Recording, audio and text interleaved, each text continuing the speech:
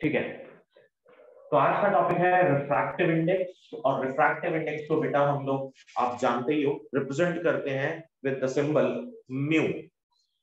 अब जब आप इसको म्यू से रिप्रेजेंट करते हो, डिफाइन कैसे करते हैं? एक बात बताओ, what is absolute refractive index? मालूम है क्या होता है absolute refractive index?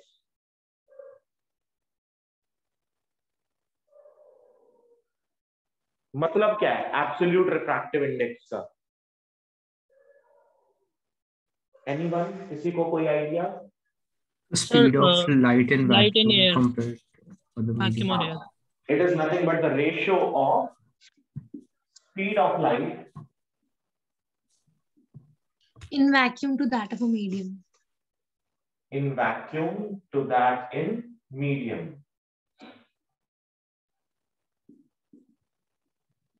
Speed of light in any other medium. Okay. तो आप रिफ्रैक्टिव इंडेक्स को या एब्सोल्यूट रिफ्रैक्टिव इंडेक्स को ऐसा लिख सकते हैं C/V। ठीक है? Yes sir.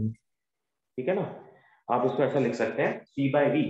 बट आपने क्लास 9th में स्पीड ऑफ लाइट के लिए एक रिलेशन पढ़ा था, that speed of light is equal to frequency into wavelength. तो इसी को आप लिख सकते हैं frequency into lambda upon frequency into lambda dash. इससे पहले कि हम आगे कोई कैलकुलेशन करें, हम बात करेंगे on what factors refractive index depends. Factors on which refractive index depends। तो बेटा सबसे पहला फैक्टर होता है वेवलेंथ। सबसे पहला फैक्टर क्या है? Wavelength, wavelength of light. दूसरा nature of medium.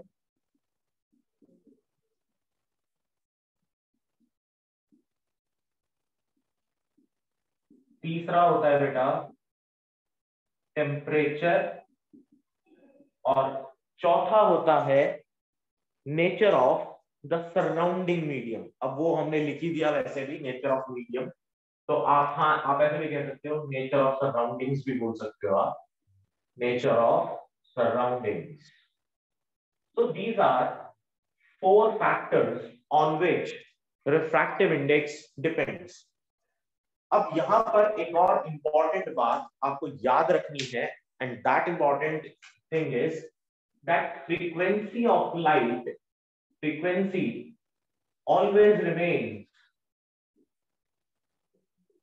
always remains constant irrespective of medium in which the light is traveling। अब अगर फ्रीक्वेंसी कांस्टेंट रहती है तो वापस इसी रिलेशन पर अगर आ जाएं तो आपको दिखेगा कि refractive index becomes lambda upon lambda dash. So this is the relation for refractive index in terms of wavelength. ठीक है? Yes sir. ओके। अब हमने last time laws of refraction के बारे में बात की थी। लॉज ऑफ रिफ्रैक्शन के अकॉर्डिंग अगर बात करें तो refractive index is given by sine of angle of incidence upon sine of angle of refraction. यानी देखा जाए तो we have 3 different relations for refractive index. पहला हम कह सकते हैं sine I upon sine R. दूसरा आप कह सकते हो C/V। तीसरा आप कह सकते हो lambda by lambda dash.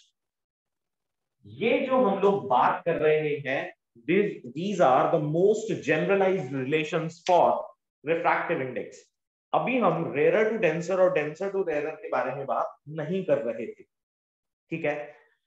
Important question जिसके बारे में बात कर रहा था मैं, वो क्या है देखो जरा ध्यान से। हम जनरली क्या बोलते हैं, लेट्स से कि ये मेरा रेयर मीडियम और ये हमारा denser medium.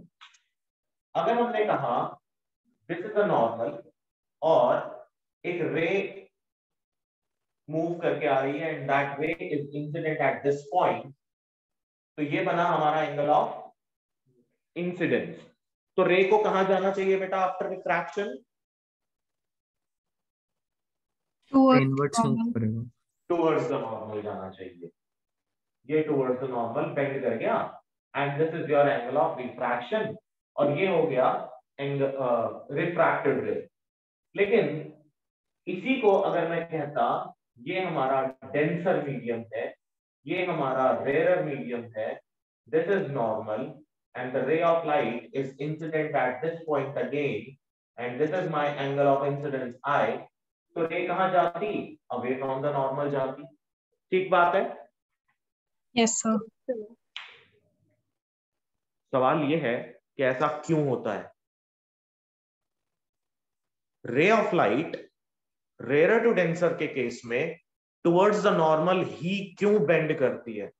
What exactly is the relation behind या reason behind that ray of light bends towards the normal in case of rarer to denser and it bends away from the normal in case of denser to rarer? Anyone? Sir जब light enter करती है from rare to denser, तो sir मतलब हमेशा मानते हैं अगर रे ऑफ लाइट है तो मतलब वो पार्ट्स में एंटर कर रही है, तो जैसे जैसे एक एक पार्ट एंटर करता जाएगा उतना स्लो होता जाएगा। वो तो बात So ठीक है। probably denser वो medium जो- में light धीरे travel करती है इसलिए। हाँ तो जैसे जैसे वो स्लो होगा सर, तो मतलब जैसे हम लोग कार चला रहे हैं और हम लोगों ने एक साइड पे ब्रेक्स लगा दिए, मतलब मान लो लेफ्ट हैंड साइड पे हमने ब्रेक्स लगा दिए, तो कार उस तरफ मुड़नी शुरू हो जाएगी। हाँ वो तो मैकेनिकल वेज है ना, वो तो हम समझ सकते हैं, लेकिन इसको लाइट के साथ कैसे कंपेयर करेंगे? तो हम राइट को भी तो इस समय एज अ मैकेनिकल वे भी समझ रहे हैं, मतलब रे स्पीड चेंज होती है, क्या चेंज होती है? स्पीड सो मीडियम की स्पीड वजह तो से। चेंज डेफिनेटली बेटा, हमारे पास रिलेशन है c is equal to f lambda. मैंने बोल दिया कि f तो कांस्टेंट रहेगा, f चेंज होगा नहीं।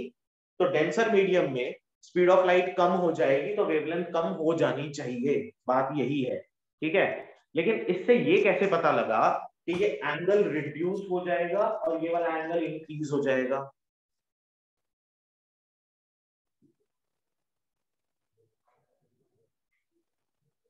आंसर सामने बोर्ड पर है। सिर्फ ये नहीं है कि लाइट धीरे ट्रैवल करेगी डेंसर मीडियम में, इसलिए वो नॉर्मल की तरफ। देखो रीजन, देखो अगर आप थ्योरेटिकल रीजन के ऊपर जाएंगे तो आप और राघव बिल्कुल ठीक कह रहे हो कि ऐसा होता है कि लाइट धीरे ट्रैवल करेगी, ठीक है। लेकिन इससे हम एक लेमैन को कैसे समझाएं कि लाइट धीरे ट्रैवल कर रही है तो वो टुवर्ड्स द नॉर्मल ही जाएगी? Density of the material change होती है डेंसर में। Sir density, sir optical density ज्यादा होती है। अच्छा अच्छा, एक बात बताओ, ऑप्टिकल डेंसिटी और मटेरियल डेंसिटी में क्या डिफरेंस है? सो ऑप्टिकल डेंसिटी वो होती है जो लाइट को ज़्यादा स्लो करती है, और मटेरियल डेंसिटी वो होती है जिसमें मास पर यूनिट वॉल्यूम ज़्यादा होता है। बिल्कुल, material density should not be confused with optical density, first of all. दूसरी बात, हम ऑप्टिकल डेंसिटी को किसी और तरीके से भी रिप्रेजेंट कर सकते हैं क्या?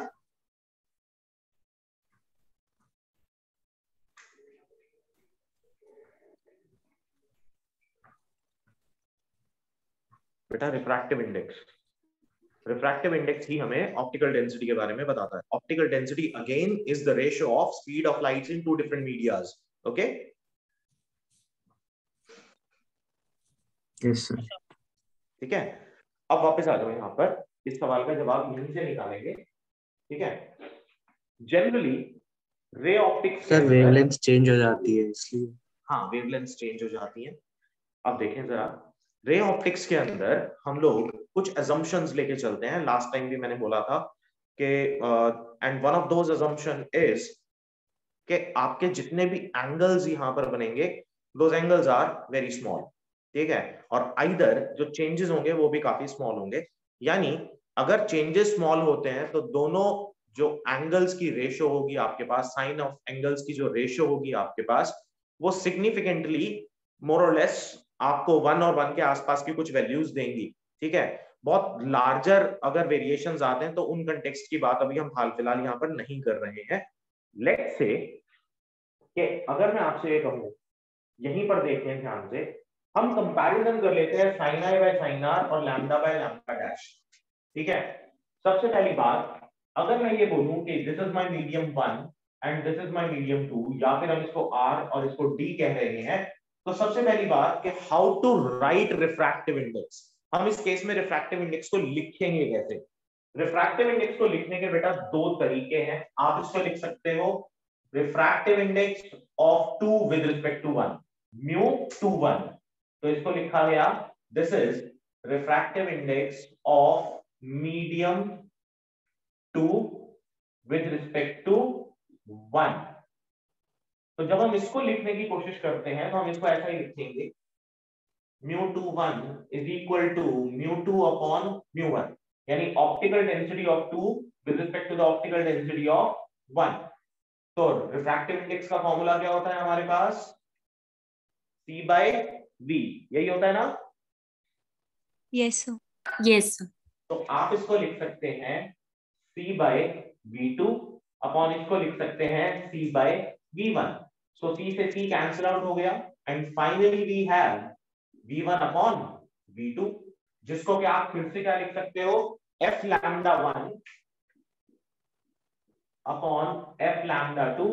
F कैंसिल आउट हो जाएगा ना, again this is the ratio of lambda 1 by lambda 2, ठीक है। Yes sir. अब आप इस म्यू 2 1 के बजाय इसको अगर लिखना चाहते हैं तो आप ऐसा भी लिख सकते थे। बहुत सारी बुक्स में ऐसा भी लिखा रहता है, तो उससे कंफ्यूज होने की जरूरत नहीं है। ऊपर लिख देते हैं R और यहाँ लिख देते हैं D। तो this means that light is moving from rarer to denser medium, ठीक है। या फिर ऐसा भी लिख देते हैं mu 1 to 2, it means light is moving from medium 1 to medium 2। अगर वहां पर 1 और 2 को प्रॉपरली डिफरेंशिएट करके दिखा रखा है तो, अदरवाइज वो सीधा सीधा म्यू RD लिखेगा या फिर ऐसा लिखेगा म्यू 2 1, ठीक है। ठीक है बेटा। अब इंपॉर्टेंट बात ये कि जब भी कभी हम बात करेंगे refractive index from rarer to denser, तो इसकी वैल्यू हमेशा 1 से बड़ी होगी, और जब भी कभी हम बात करेंगे from denser to rarer medium तो इसकी वैल्यू हमेशा 1 से छोटी होगी।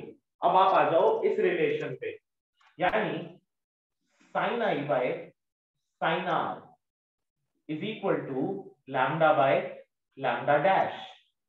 अगर मैं आपसे कहता हूं कि लैम्डा वेवलेंथ है लाइट की रेयरर मीडियम में और लैम्डा डैश है डेंसर मीडियम में, तो इसका मतलब इन दोनों की जो रेशियो है वो 1 से बड़ी होगी। Yes sir. तो ठीक है, आप लैम्डा डैश निकाल लें या आप साइन आर की वैल्यू निकाल लें, ठीक है। तो साइन आर की वैल्यू आपके पास आ जाएगी lambda by lambda dash into, या हम कहें lambda dash upon lambda into sine I, ऐसा लिख सकते हैं। Yes sir. साइन आर की वैल्यू हो जाएगी lambda dash upon lambda into sine I. अब एक बात, whatever be the value of sin i, it is multiplied with, किससे मल्टीप्लाई हो रहा है बेटा यहां पर, ये लैम्डा डैश अपॉन लैम्डा से। लैम्डा डैश अपॉन लैम्डा क्या है? लेस देन 1 वैल्यू, है ना।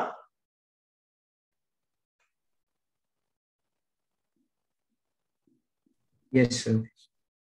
क्योंकि लैम्डा बाय लैम्डा डैश 1 से बड़ा था।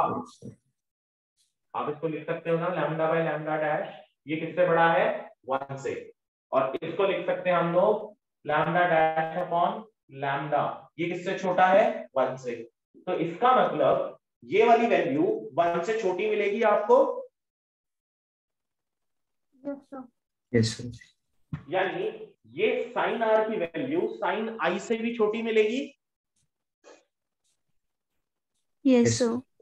क्योंकि साइन के केस में as the angle increases the value of sine of that angle also increases. 0 से 90 पे इंक्रीज करता है, लेकिन अगर वैल्यू कम हो रही है इसका मतलब एंगल भी डिक्रीज हो रहा है. ठीक है? Yes, sir. So this is the analytical proof of why the light moves towards the normal in case of rarer to denser medium, and the opposite of this is true for denser to rarer medium.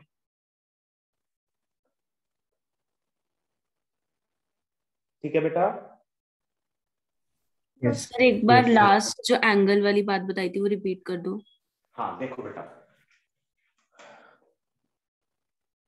Sign of any angle आई, ठीक है, तो आपको ये पता होगा the value of sine increases, the value of sine ratio increases from 0 degrees to 90 degrees.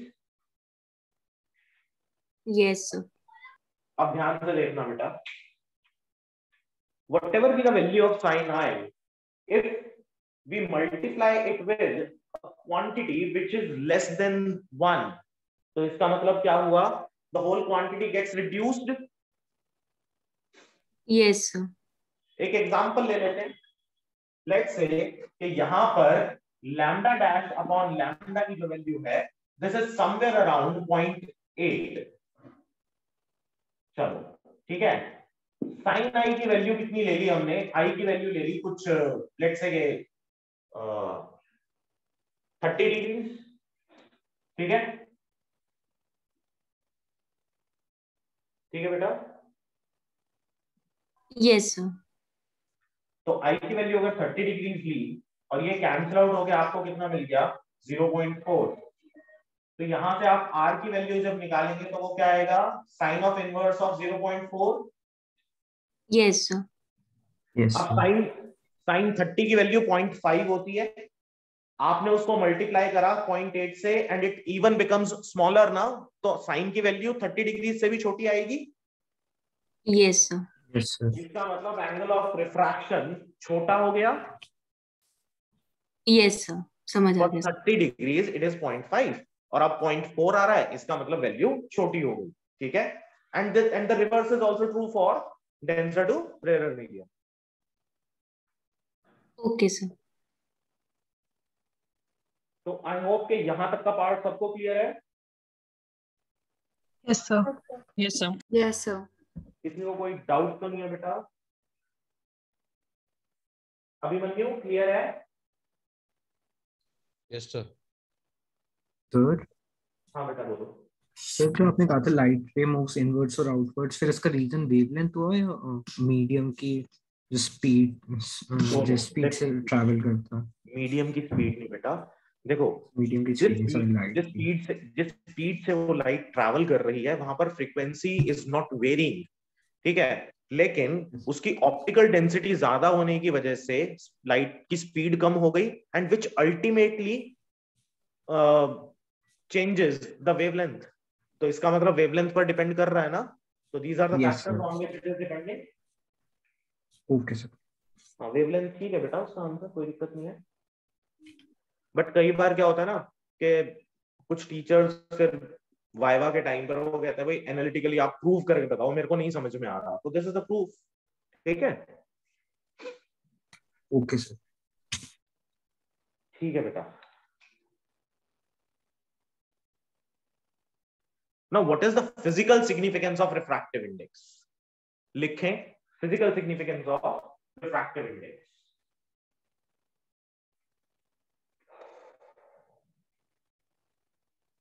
The refractive index gives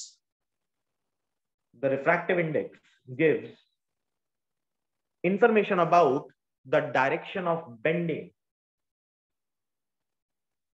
The refractive index gives information about the direction of bending of ray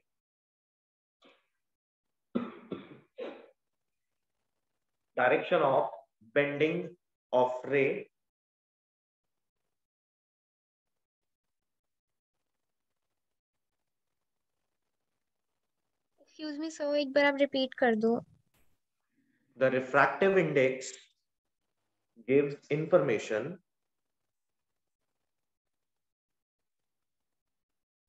about the direction of bending of ray after refraction.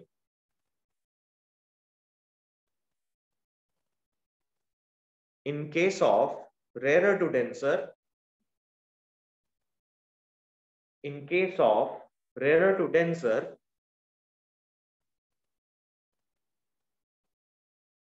it is towards the normal.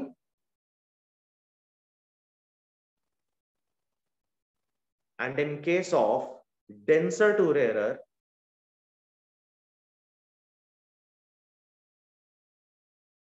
it is away from the normal.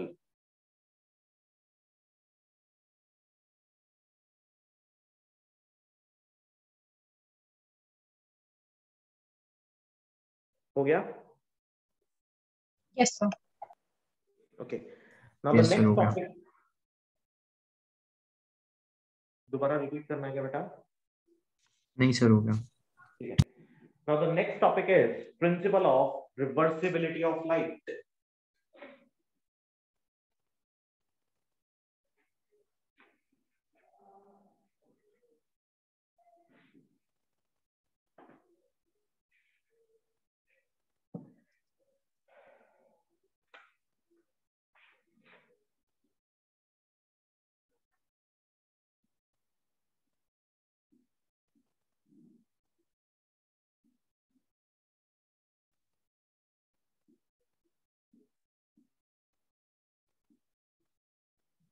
ठीक है।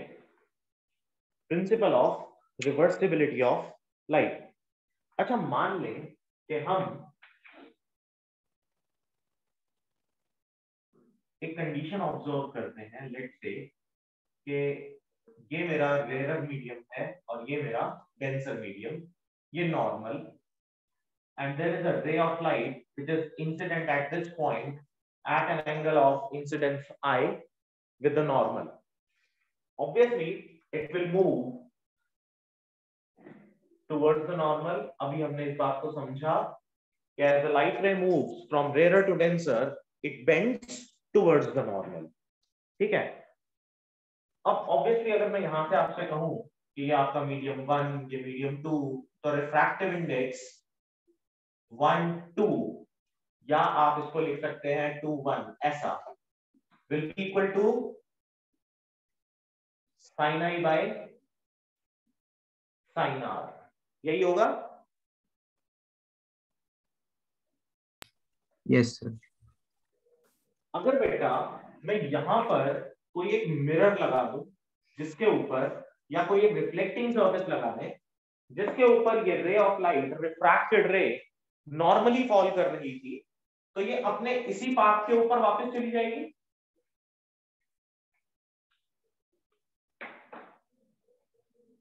Yes, sir.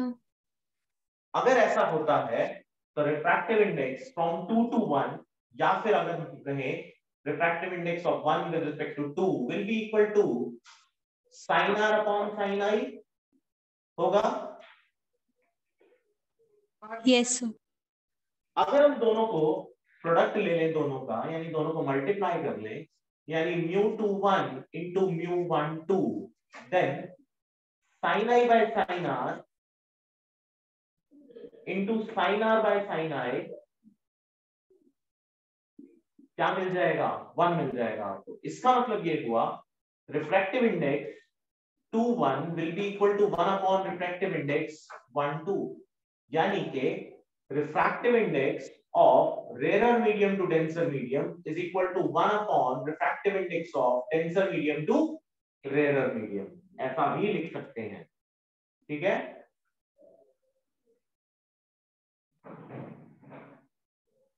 Yes, sir. अगर कोई कहे refractive index of water, refractive index of water with respect to air is 4/3, और आपसे ये पूछ लिया जाए what is the refractive index of air with respect to water, तो ज्यादा नहीं सोचना है, सीधा सीधा 3/4, ठीक है।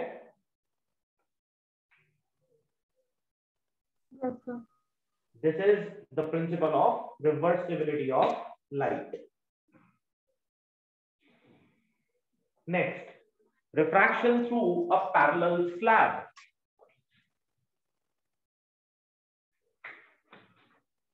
बोर्ड क्लियर कर दूं? No, Yes, sir.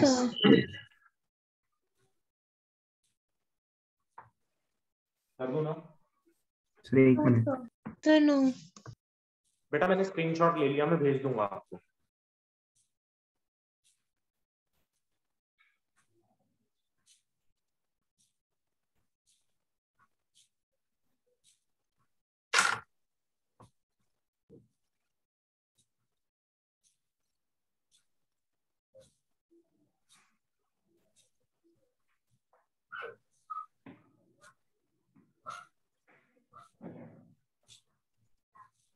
हो गया?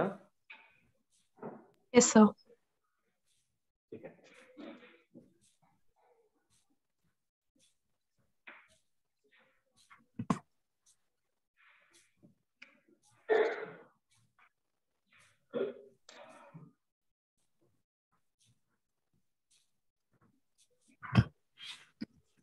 Refraction through a glass slab.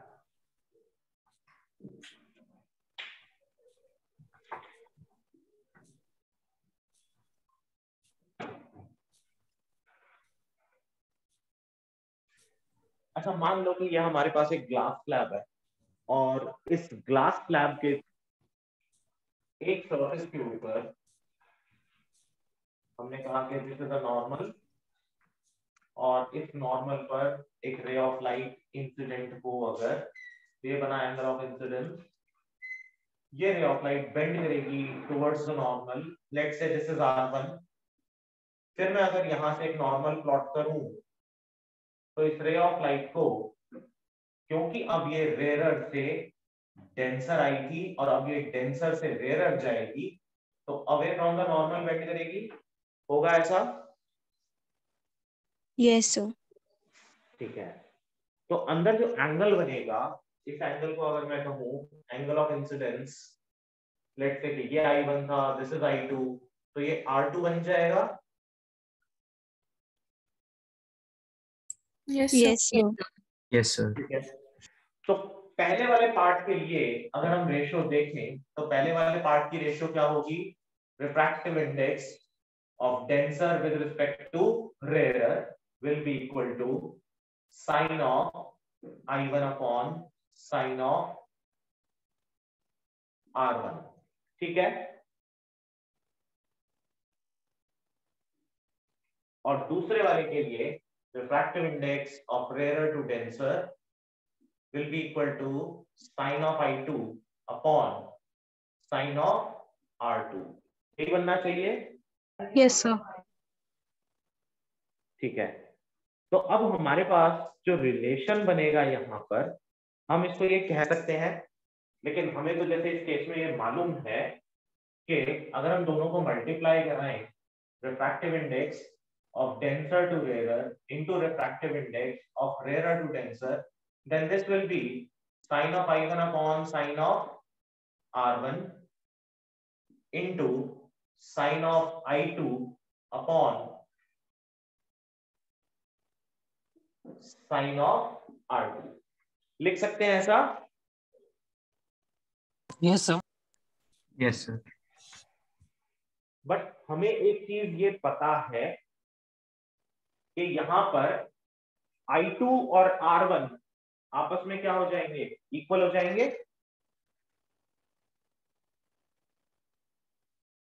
Yes, sir. देखो ये दोनों नॉर्मल्स हैं, ये ग्लास स्लैब है, इसके ऑपोजिट फेसेस पैरेलल होंगे, तो ये दोनों नॉर्मल्स भी एक दूसरे के साथ क्या मिलेंगी? आपको पैरेलल मिलेंगी। तो I2 और R1 आपस में क्या होंगे? इक्वल होंगे, होंगे ना? Yes sir. Yes sir. ठीक है। अगर I2 और R1 इक्वल है, देयरफॉर I1 और R2 भी इक्वल हो जाएंगे। Yes, sir. क्यों? क्योंकि हमने अभी principle of reversibility of light में पढ़ा कि dr mu dr will be equal to 1 upon mu rd, ऐसा ही होगा। Yes, sir. और इसको अगर मैं यहां पुट कर दूं तो ये कैंसिल आउट होके क्या आ जाता है, 1 आ जाता है ना। Yes, sir. So as R1 is equals to I2, therefore I1 is also equal to R2, ठीक है। Yes, sir. अब अगर कोई ये पूछे बेटा यहाँ पर कि ये रे, इसका मतलब हम ये भी कह सकते हैं that this ray is moving parallel to this one। Yes, sir. अगर मैं इसके पाथ को एक्सटेंड करा दूं,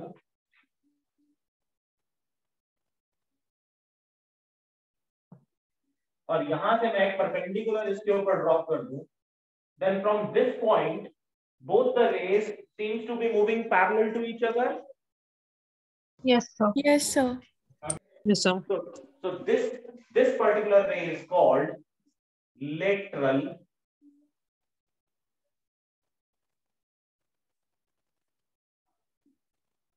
displacement। I mean this distance is called lateral displacement, ठीक है। Yes, sir. अच्छा, जरूरी नहीं है कि आपको सिर्फ लेटरल डिस्प्लेसमेंट ही हर जगह पे लिखा मिले। जैसे कि मैंने बोला रिफ्रैक्टिव इंडेक्स के लिए कई बार they use the term optical density, इसी तरह से लेटरल डिस्प्लेसमेंट के लिए बहुत सब बार कुछ और टर्म्स भी यूज की जाती हैं। या तो वो यूज करेगा लेटरल शिफ्ट और या फिर वो कहेगा इंटरनल शिफ्ट, ठीक है। लेटरल शिफ्ट या फिर इंटरनल शिफ्ट, ठीक है बेटा। Yes, sir. Yes. ये जो एंगल यहां बनेगा, this angle is called angle of deviation, और इस एंगल ऑफ डिविएशन को हम यहां पर डेल्टा से रिप्रेजेंट करेंगे। ये सिंबल है डेल्टा, ठीक है।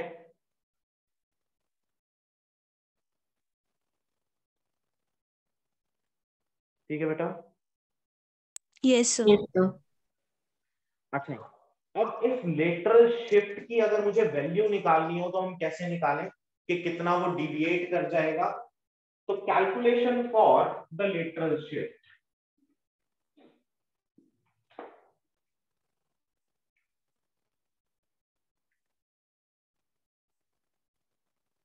Calculation of lateral shift. अब लेटरल शिफ्ट की कैलकुलेशन करने के लिए सबसे पहला काम करें, इसका एक फिगर कंप्लीट ड्रॉ करके यहां इसको कुछ नाम दे देते हैं, ठीक है। लेट्स से कि स्टार्ट यहीं से करें। If this is the point A, then this is B, इसको सी मान लेते हैं, इसको डी ले लिया, और इस पॉइंट को नाम दे दिया कुछ ई, ठीक है।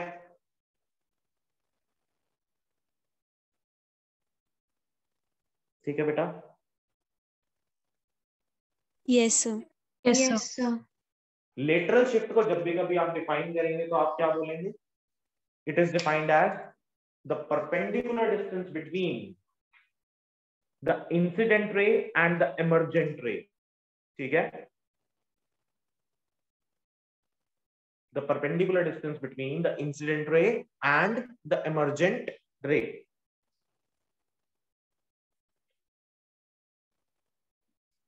अगर हम ग्लास स्लैब की विड्थ की बात करें, लेट्स से कि width of the glass slab is t, और इसको हम लोग मान लेते हैं कुछ y, ठीक है।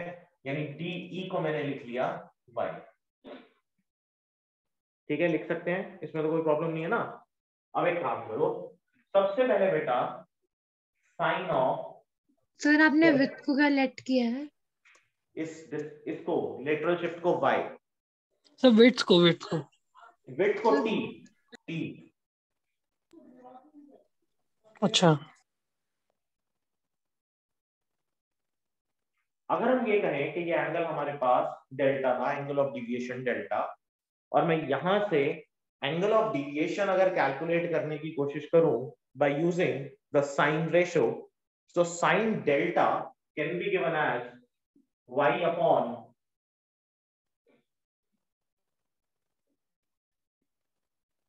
परपेंडिकुलर एंगल के सामने वाली साइड, तो ये हो जाएगा हमारे पास परपेंडिकुलर अपॉन हाइपोटेन्यूज, तो ये हमारा हाइपोटेन्यूज होना चाहिए। ठीक है,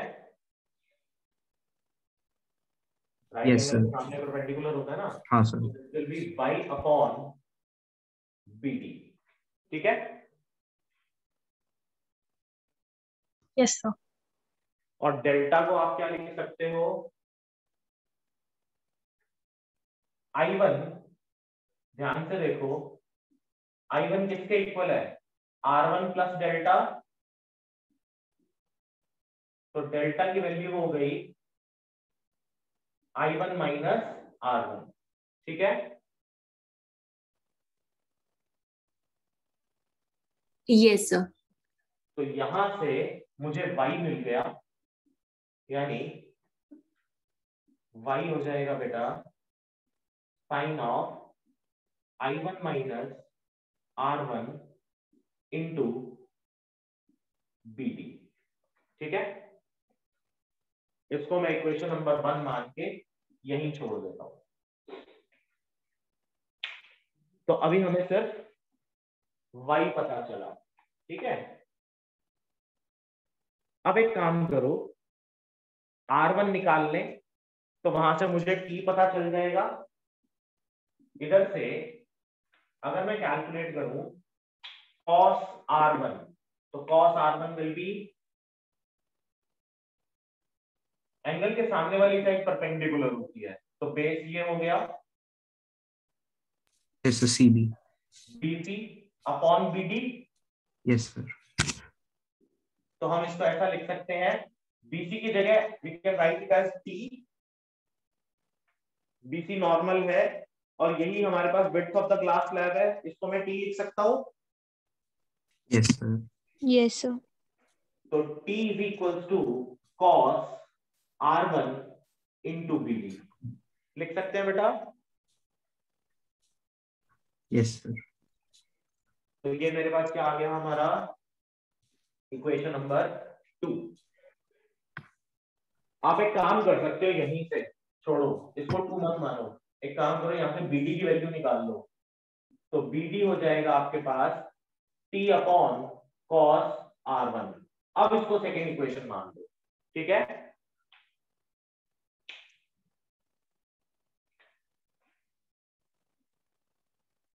putting 2 in 1, तो y is equals to sin of I1 minus R1 into T upon cos R1 is the relation for the lateral shift। ठीक है, यस सर। इसकी डेरिवेशन आ सकती है बेटा कुछ भी आ सकता है, कुछ भी। हमारे साथ अब आपने फर्स्ट टर्म में देख ही लिया। ठीक है, देयर वर फ्यू क्वेश्चंस जो ऐसा लग रहा था कि जिसके बारे में काफी हल्ला भी हो गया कि भाई ये होना नहीं चाहिए था पेपर में, directly not given in the prescribed syllabus. तो जो चीज सिलेबस में है उसके बारे में आप कुछ नहीं कह सकते कि क्या आ जाएगा, तो हर वो चीज जो आपको कराई जा रही है ना उसको करते चले जाओ बस। ठीक है, ओके सर। Okay sir. तो वैसे तो बहुत छोटी सी चीज है, कुछ नहीं करना, आपको एक बार ये वाला राइट एंगल ट्रायंगल लेना है, एक बार आपको ये वाला राइट एंगल ट्रायंगल लेना है, बाकी ज्यादा कुछ करने की जरूरत है नहीं। ठीक है, ओके सर। Yes, sir. तो ये क्लियर है, Yes, sir. Yes sir. Board clear कर दूं। Yes sir.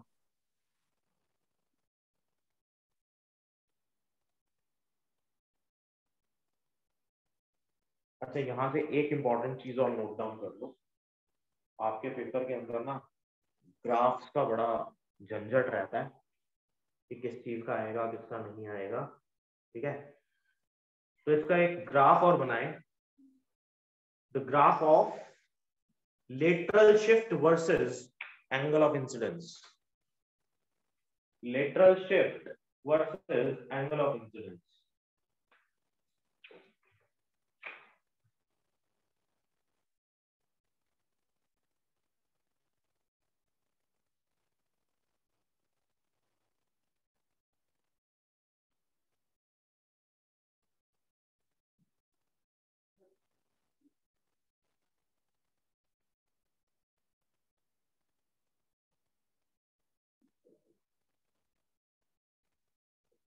Graph of lateral shift versus angle of incidence. अच्छा, अगर मान लो कि हम कहें एंगल ऑफ इंसिडेंस मेरा π/2 के बराबर है, लुक एट दिस रिलेशन, अगर I1 को हम लोग π/2 मान लें तो क्या होगा? cos हो जाएगा, cos r1 t के इक्वल cos r1 हो जाएगा, और उससे cos से फिर cos r1 कैंसिल आउट हो जाएगा, और हमारे पास y किसके इक्वल हो जाएगा? t के इक्वल हो जाएगा, है ना? Yes sir. ठीक है,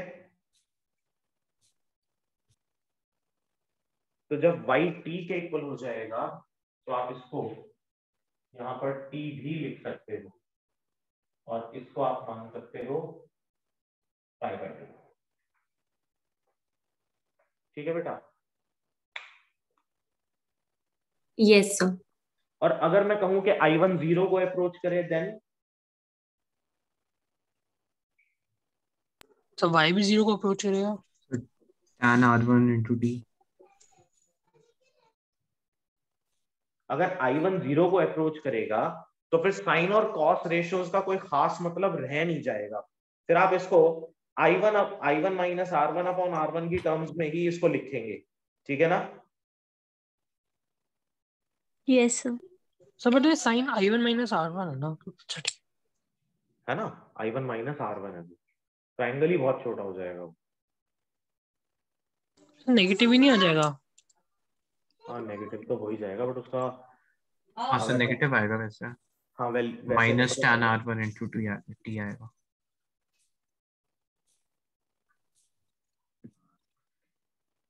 तो r1 is also very small in that case, और अगर r1 ही बहुत छोटा हो जाए, मान लो कि मैंने कहा I1 0 हो जाए, तो उस केस में r1 बहुत छोटा हो जाएगा। r1 बहुत छोटा होने का मतलब है r1 भी अप्रोच कर रहा है 0 को, और अगर r1 0 को अप्रोच करेगा तो ये cos r1 1 ही हो जाएगा फिर से आपके पास, है ना? Yes sir.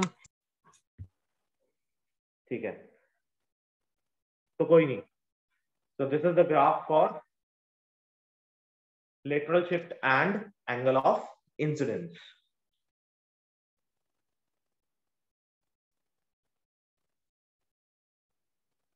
तो कुछ conclusions लिखते हैं इसके, लिखो बेटा conclusions, आगे से कोशिश करेंगे हर डेरिवेशन के conclusions लिखेंगे। तो conclusions क्या है इसके?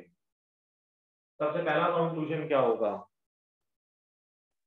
कि lateral shift produced by a glass slab increases with increase in, यानी y increases with increase in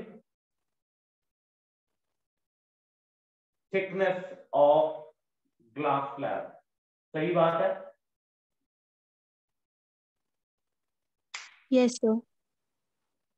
देखो ना, y increases with increase in thickness of glass slab। Second point क्या होना चाहिए इसका? y increases with increase in I1, लिख सकते हैं।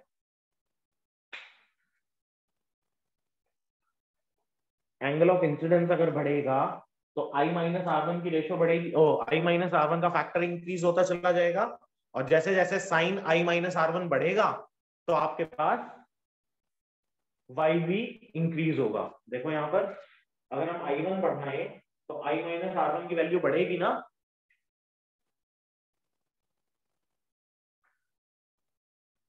Yes, sir. And lateral shift will be maximum when light is incident on the glass slab at 90 degrees. ये हमने graph से देख ही लिया।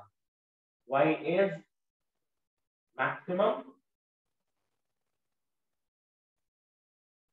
when I1 is equal to 5/2.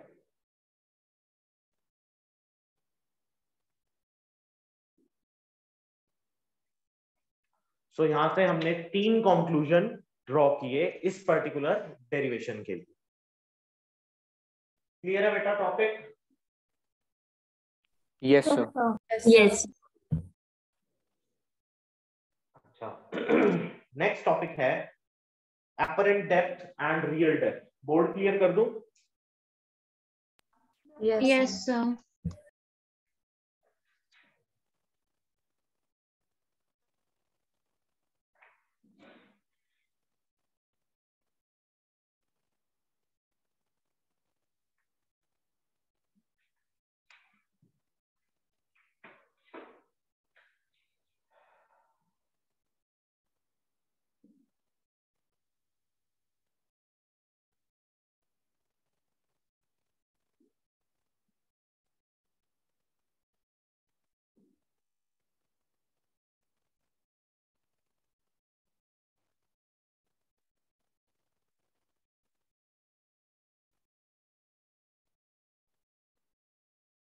अच्छा, कई बार आप लोगों ने ऑब्जर्व किया होगा कि किसी कंटेनर के अंदर आप कुछ फ्लूइड डाल दें, कुछ लिक्विड डाल दें, और जब आप ऊपर से उसको देखते हैं तो the bottom of the container seems to be at a certain height, जहां पर वो एक्चुअली होता है वहां पर हमें नहीं दिखाई देता। ऐसा लगता है कि शायद कंटेनर थोड़ा सा नॉर्मली शिफ्ट कर गया, यानी कि वो परपेंडिकुलरली उसने अपनी पोजीशन चेंज कर ली। ऐसा ऑब्जर्व किया है कभी? नहीं किया तो आप एक काम कर सकते हैं, आज ही किसी भी ग्लास के अंदर पानी डालने के बाद उसके अंदर एक कॉइन डाल दें और बिल्कुल एग्जैक्टली जो एक सिमिलर ग्लास होगा वो बिना पानी के रखें अपने पास और सिमिलर कॉइन उसके अंदर डाल दें। जब आप दोनों को कंपेयर करने की कोशिश करेंगे एंड यू विल ऑब्जर्व कि जिसके अंदर पानी था उसमें पड़ा हुआ कॉइन आपको कंपैरेटिवली ज्यादा हाइट के ऊपर दिखाई देगा। ऐसा कभी ऑब्जर्व किया है? Yes, sir. Yes, Yes, sir. sir. So this is basically the case of real and apparent depth. अब यहाँ पर होता क्या है? होता ये है बेटा, ये हमारे पास नॉर्मल, और हमने कहा कि अगर ऑब्जेक्ट कहीं यहां पर है तो this is the real depth, और रियल डेप्थ को मैंने रिप्रेजेंट कर दिया h से। h क्या है? Real depth. अब अगर मैं इसको यहां कहीं से ऑब्जर्व करने की कोशिश करूं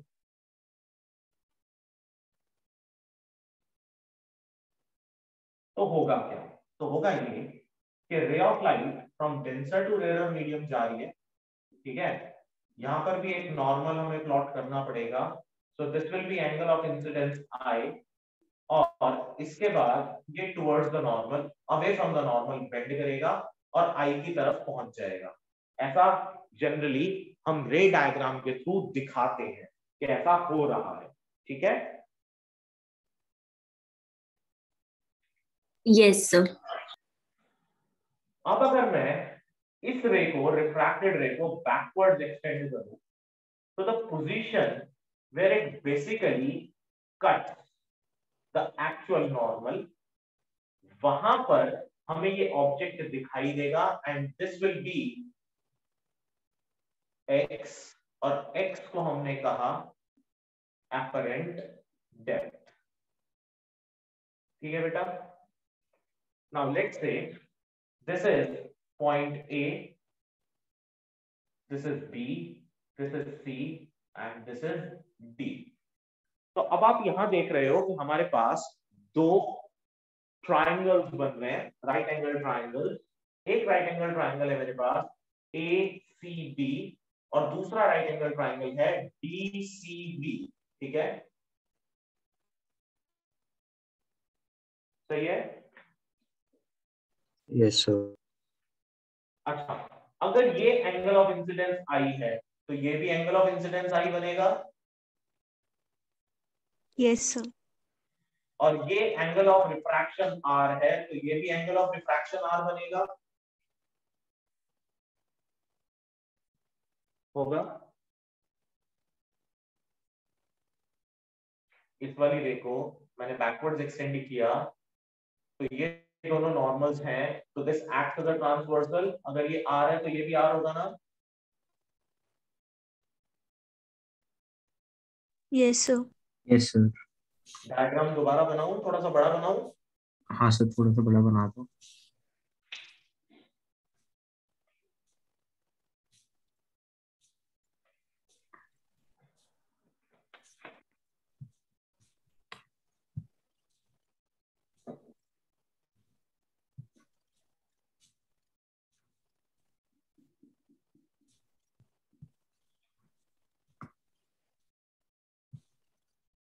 Let's say this is the real depth H and the object is placed somewhere here, और ये आपका नॉर्मल है, और बेटा यहां से एक रे ऑफ लाइट गई और वो बेंड कर जाती है अवे फ्रॉम द नॉर्मल।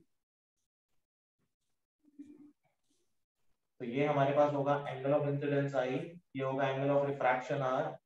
अगर मैं इस रे को बैकवर्ड्स एक्सटेंड करूं, then these two rays meets somewhere here, normal और ये वाली एक्सटेंडेड रे। अगर ये R है तो ये R बनेगा, और अगर ये I है तो ये भी I बनेगा।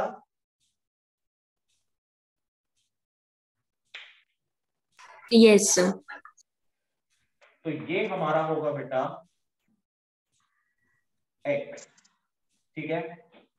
हमने बोला H है हमारे पास रियल डेप्थ और X है हमारा apparent depth. Now in this case the ray is moving from denser medium to rarer medium. So beta refractive index from denser to rarer will be equal to sin I upon sin R, ठीक है ऐसा? Yes sir. अब आप यहां पर इसको नाम दे A, इसको B, इसको C और इस पॉइंट को नाम दिया हमने D। लेट्स से ये मेरा एक राइट एंगल ट्राइंगल है, तो अगर मैं यहां से बेटा इस राइट एंगल ट्राइंगल में in right angled triangle ACB sin I की बात करूं तो sin I will be equal to perpendicular upon hypotenuse, यानी CB अपॉन AB लिख सकते हैं।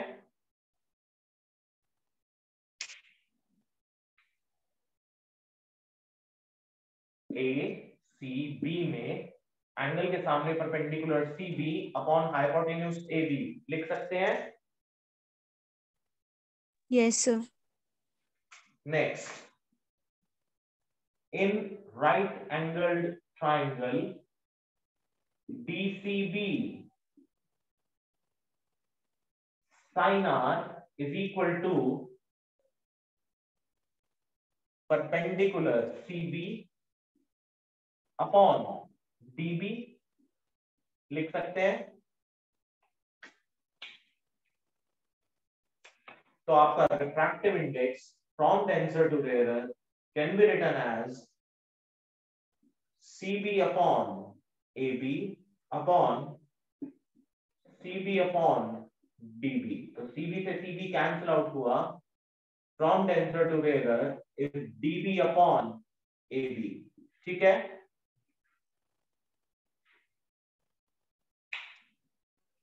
क्लियर है बेटा इतनी बात? Yes sir. Yes sir. Now यहां पर फिर से एक assumption हम यूज करेंगे, and that assumption is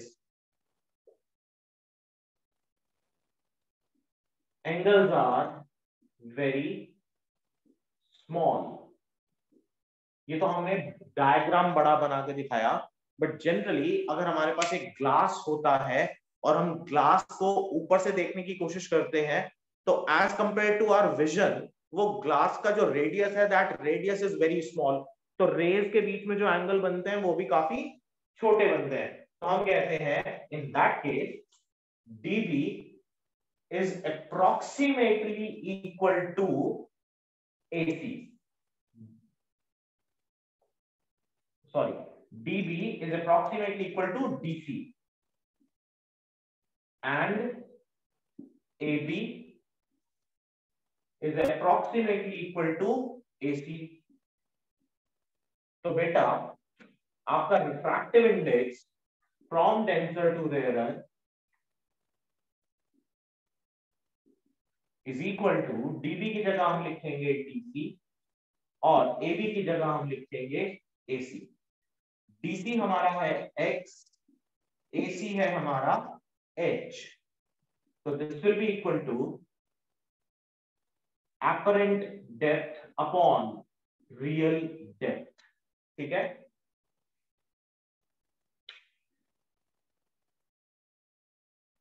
ठीक है बेटा। Yes, sir. Yes sir. अब इसी रिलेशन को, क्योंकि हमने लिखा from denser to rarer this is x by h, तो फ्रॉम रेयरर टू डेंसर अगर हम इसको लिखते हैं तो h by x लिख सकते हैं, यानी कि real depth upon apparent depth. ठीक है,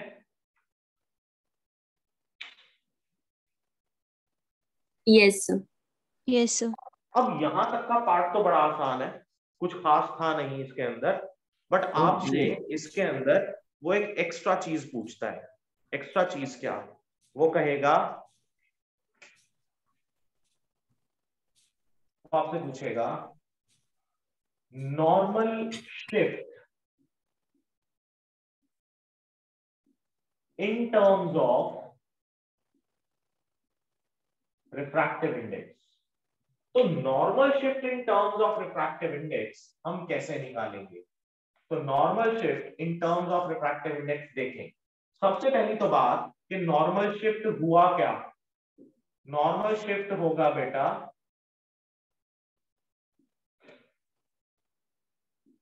ध्यान से देखना, ये जो डिस्टेंस है ये आपका normal shift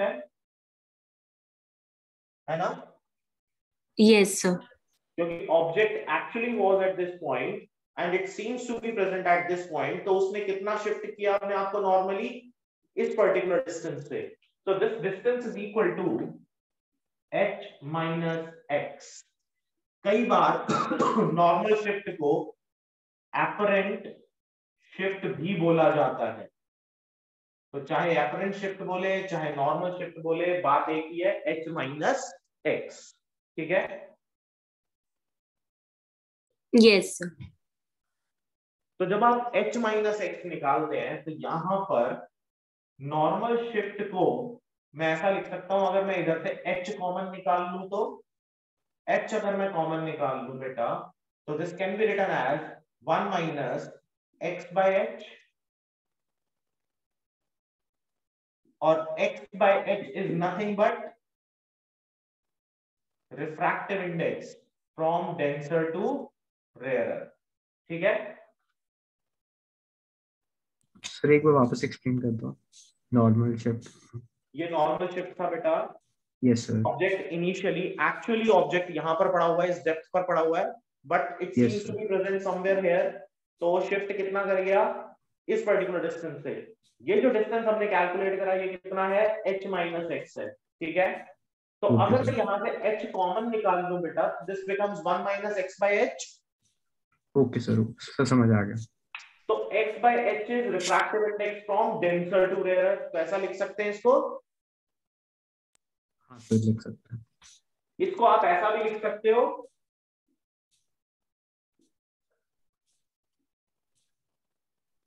h into 1 minus 1 upon refractive index from rarer to denser।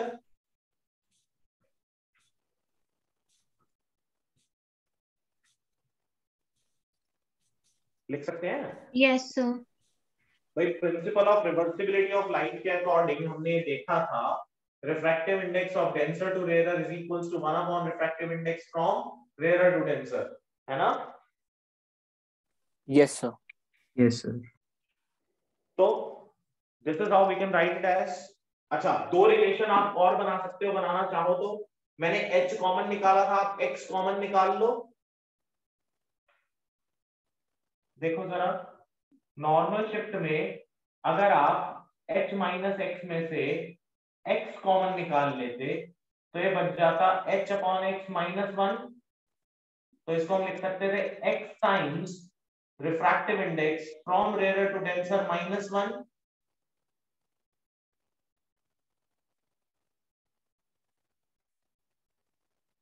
है ना? Yes, sir. Yes, sir.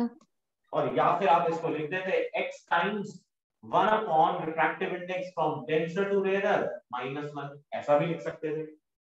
तो नॉर्मल शिफ्ट को 4 अलग अलग तरीके से लिखा जा सकता है और कोई भरोसा नहीं है वो किस टर्म्स में कैसे पूछ लेगा आपसे. ठीक है? Yes, sir. क्लियर है? Yes, sir. Yes, sir. Yes, sir. सबको, किसी को कोई डाउट तो नहीं है? No, sir. अभिमन्यु क्लियर है? Yes, sir. एंजेला?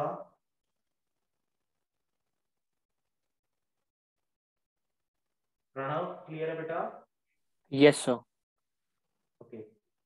दाम्या क्लियर है? Yes, sir.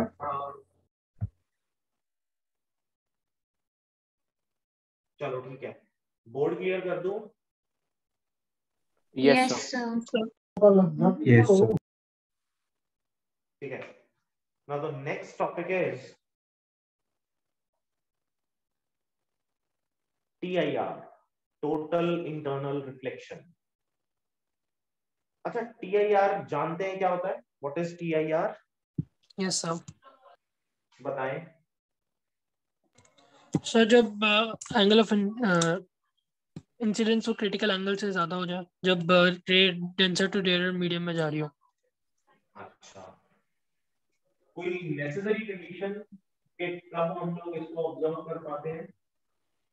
सर एक ही कंडीशन चाहिए होती है कि रे जो है वो डेंसर मीडियम से रेयर मीडियम में ट्रैवल कर रही हो और मतलब सी की वैल्यू कम हो क्रिटिकल एंगल की. सी की वैल्यू तो हम बाद में निकालेंगे ना. सबसे पहले इसके होने के लिए बड़ा जरूरी है कि रे डेंसर टू रेयर ही ट्रैवल करे. ठीक है?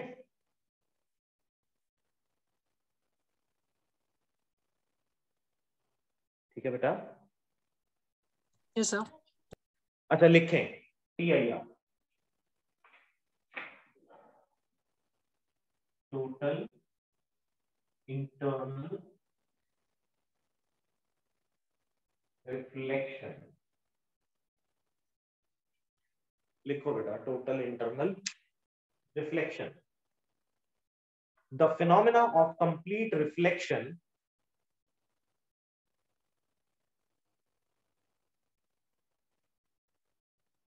the phenomena of complete reflection of light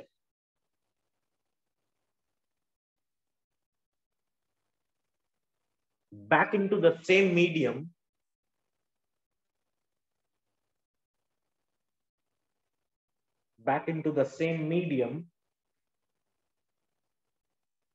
for angles of incidence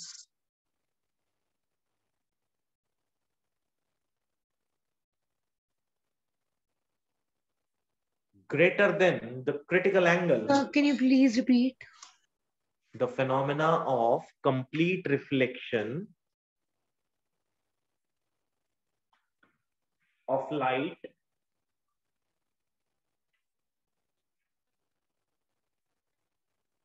back into the same medium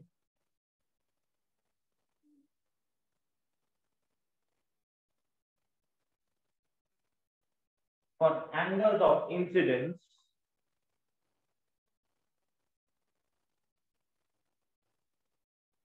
greater than the critical angle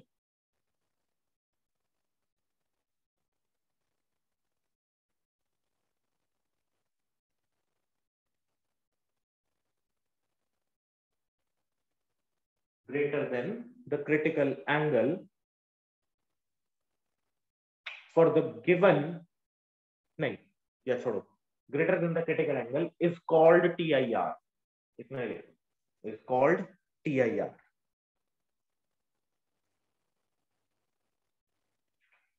TIR means total internal reflection. अच्छा, यहां इसने इस definition के अंदर एक बात कही और कंप्लीट रिफ्लेक्शन. ये कंप्लीट रिफ्लेक्शन क्या है? क्या कोई पार्शियल रिफ्लेक्शन भी होता है? Yes sir. तो यहाँ कंप्लीट रिफ्लेक्शन ही बोला जाएगा, यहाँ पार्शियल रिफ्लेक्शंस नहीं होते हैं. अच्छा, कहाँ देखने को मिलते हैं पार्शियल रिफ्लेक्शंस?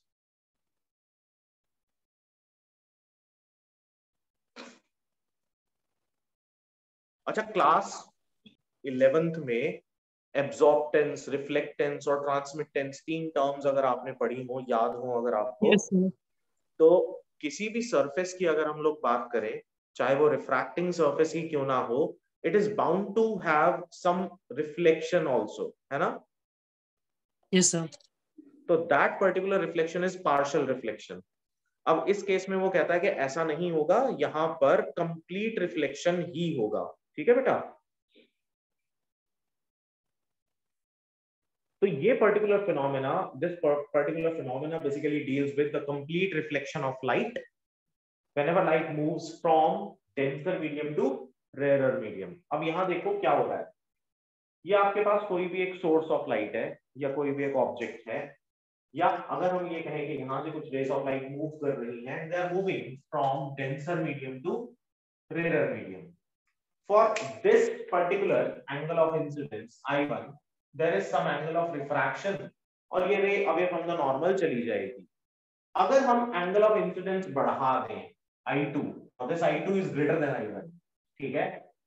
I2 क्या है? बड़ा है I1 से. तो ये एंगल ऑफ रिफ्रैक्शन बढ़ गया R2, तो R2 भी बड़ा हो गया.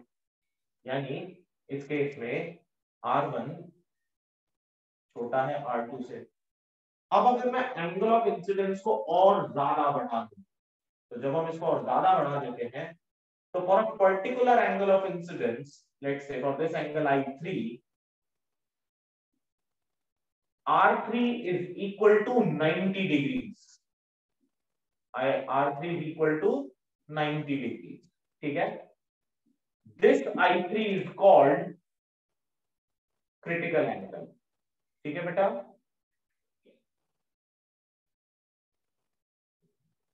In this case, this I3 is called critical angle. तो यहां पर आपके पास एंगल ऑफ रिफ्रैक्शन कितना हो गया? 90 हो गया. अब जैसे ही आप बियॉन्ड I3 जाएंगे, यानी कि आप एक और एंगल लेंगे I4 which is greater than critical angle, तो रे ऑफ लाइट सेम मीडियम में वापस आ जाएगी. This phenomena is known as TIR. ठीक है? Yes, sir.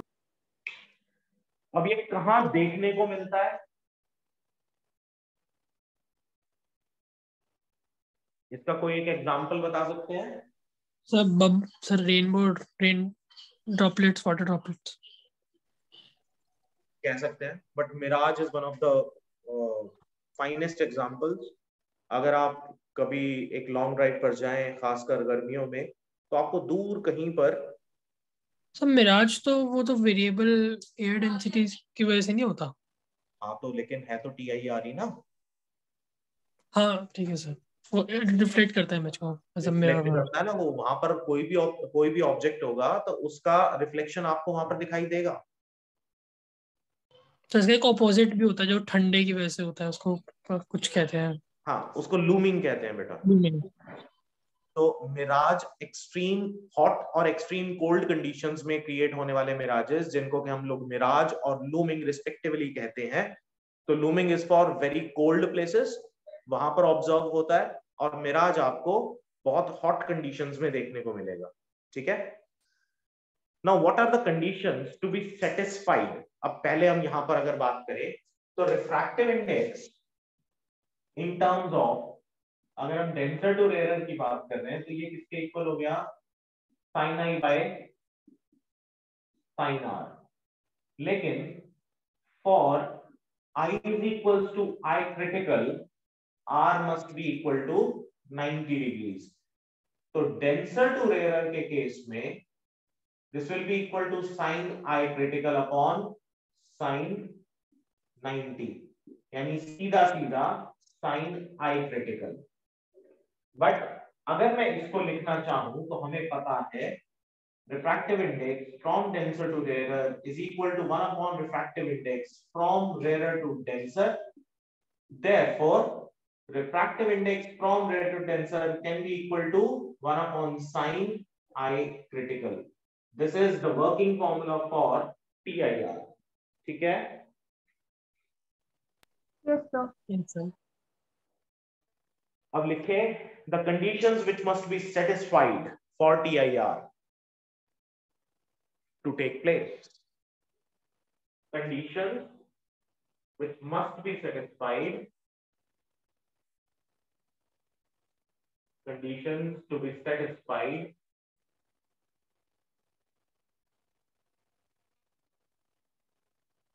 for TIR to take place. Condition number 1. Condition number 1 कहती है कि ray of light must travel from denser to rarer medium. ठीक है, this is the first condition.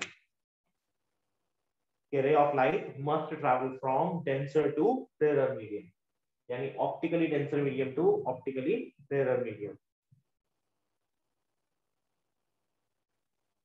और दूसरी condition होनी चाहिए that angle of incidence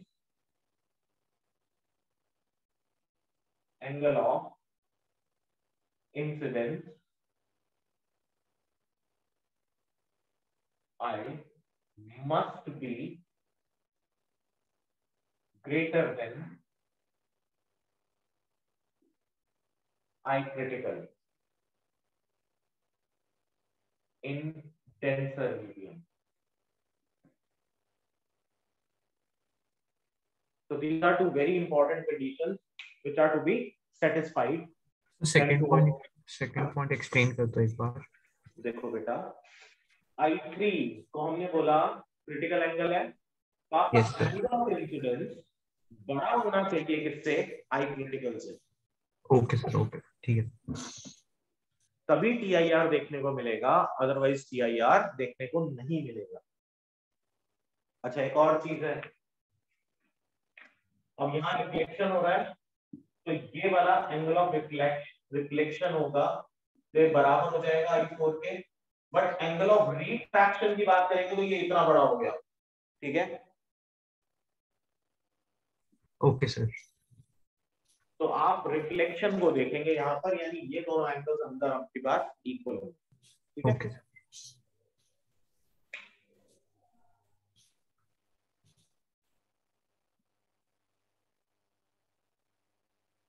अच्छा, अब ये तो थी सिंपल बात बिल्कुल कि TIR ये होता है, ये सब कुछ आपने पहले पढ़ भी रखा होगा और आपको पता भी होगा। लेकिन जैसे हमने अभी लेटरल शिफ्ट वाले केस में बात की कि एक्स्ट्रा क्या पूछ लेते हैं, ठीक है, खासकर कॉम्पिटिटिव एग्जाम्स में। सिमिलरली हमने अपर इन डेप्थ में देखा नॉर्मल शिफ्ट। लेकिन यहां पर भी एक चीज एक्स्ट्रा आपके कॉम्पिटिटिव एग्जाम्स के पॉइंट ऑफ व्यू से काफी इंपॉर्टेंट है। ठीक है, वो आपसे पूछ लेते हैं कि क्रिटिकल एंगल किसी एक पर्टिकुलर कलर के लिए कितना होगा, तो वो कैसे पता लगाएं?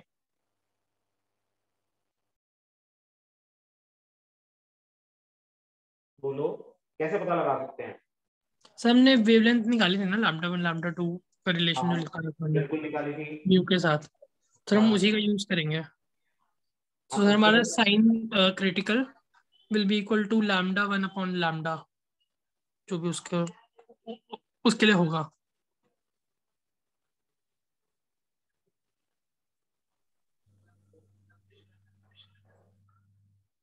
एक मिनट होल्ड करना बेटा।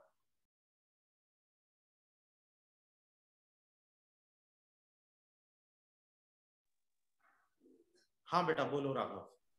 सर हमने जब पहले हमने वेवलेंथ्स के लिए निकाला था रिलेशन कि फ्रॉम डेंसर टू रेयरर हम लोग लैम्डा अपॉन लैम्डा डैश ले रहे थे, तो सर हम उसी का यूज करेंगे यहाँ पे फॉर स्पेसिफिक कलर्स की वेवलेंथ के लिए कि वो एयर में कितना है और मतलब उस मीडियम के लिए ऐसा करके। अच्छा चलो हम विजिबल स्पेक्ट्रम की बात करते हैं। हमारे पास जो विजिबल स्पेक्ट्रम होता है उसमें there are 7 colours VIBGYOR. Yes sir. So हमें पता है रेड की वेवलेंथ सबसे ज्यादा होती है। Yes sir. तो क्रिटिकल एंगल किसके लिए ज्यादा होगा, रेड के लिए या वॉयलेट के लिए? क्रिटिकल एंगल वॉयलेट के लिए। पक्की बात? अच्छा नहीं सर, क्रिटिकल एंगल तो रेड के लिए ज्यादा होगा ना। क्रिटिकल एंगल रेड के लिए ज्यादा होगा? कोई रिलेशन है इसके लिए? ये एग्जैक्ट रिलेशन नहीं सर। चलो देखो, आप लोगों ने कभी कॉचीज फॉर्मूला पढ़ा है?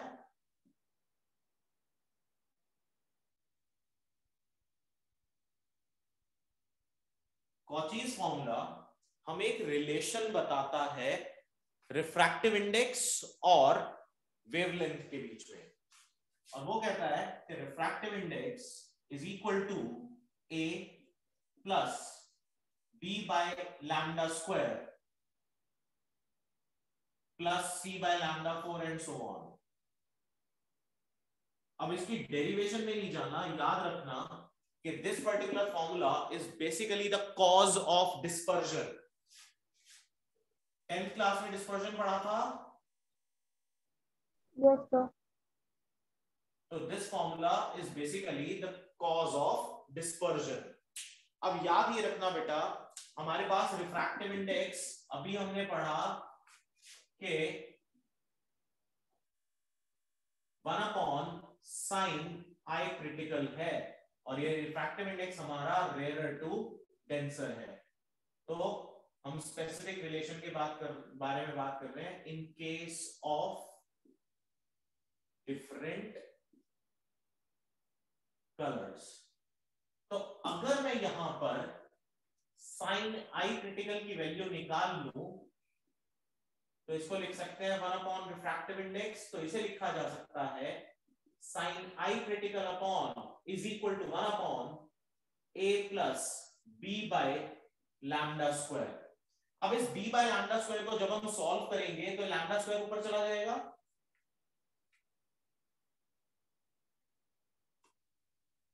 चला जाएगा ना? Yes, sir. Yes sir. Yes sir. तो यानी यहां प्रोपोर्शनैलिटी एक तरीके से डायरेक्ट हो जाएगी। तो red colour has the maximum value of lambda, so I sign IC becomes maximum for red colour. ठीक है? Yes, sir. Yes, sir. तो आप इसको ऐसा लिख सकते हो ना, sine i critical is equal to lambda square upon a lambda square plus b, है ना? तो यहां पर आप देख रहे हैं lambda is maximum for red, so i critical is maximum for red. ठीक है?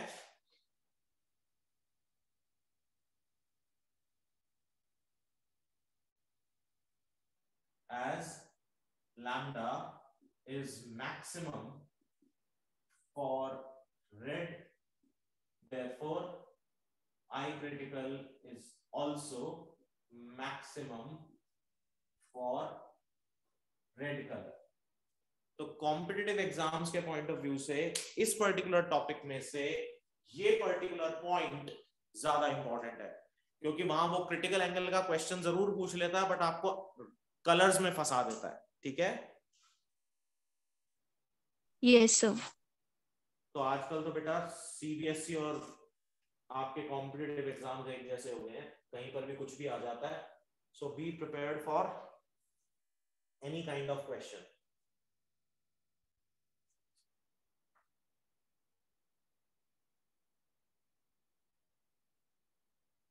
ये टॉपिक क्लियर है सबको? Yes sir. किसी को इसमें कोई डाउट तो नहीं है, कुछ पूछना तो नहीं है? No sir. ठीक है, तो नेक्स्ट टाइम से बात करेंगे, नेक्स्ट क्लास में बात करेंगे रिफ्रैक्शन थ्रू कर्व्ड सर्फेसेस के बारे में. ठीक है, वो यहां से कंप्लीटली डिफरेंट टॉपिक हो जाएगा. ठीक, तो यहां तक का पार्ट आप अच्छे से पढ़ के रखेंगे, रिवाइज करके रखेंगे. किसी को अभी भी कोई डाउट है तो पूछ सकते हैं. अभिमन्यु कोई डाउट है बेटा? नहीं सर अभी. दक्ष, दक्ष है? नहीं है. माही कोई डाउट है बेटा? No sir. Nandini? No sir. Rishika? No sir. Pranav? No sir. Damya कोई डाउट है बेटा? No sir. Siya? No sir. Tamanna? No sir. Neha? No sir. Aryan clear है? Yes sir clear. Okay Anjila, कोई बात नहीं बेटा. समर्थ क्लियर है बेटा? यस सर क्लियर है.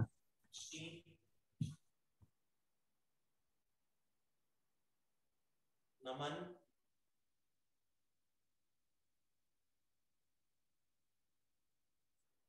चलो ठीक है बेटा, फिर आज यहीं तक रखते हैं, बाकी next time.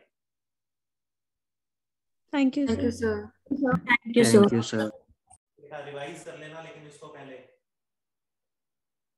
Okay sir. Okay sir. Yes sir.